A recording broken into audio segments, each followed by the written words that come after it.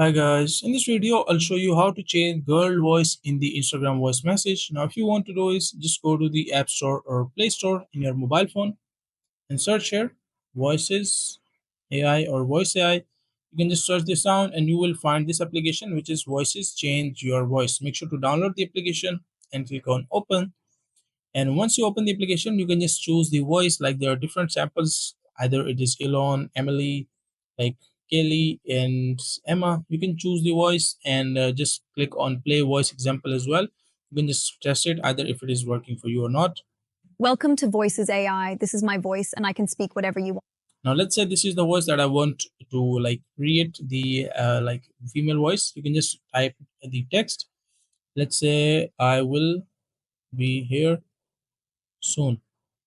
So you can just click on, after that you can just write down the text, select the language, and you can just select the accent as well, and just click on generate. And once generated, you can just save it or download it in your mobile phone. After that, you can just go back to the Instagram application and send it to the people, like wherever you want to send. Make sure to go to the DMs and choose the voice and send it to them. So that is a simple and easy process of how you can do it.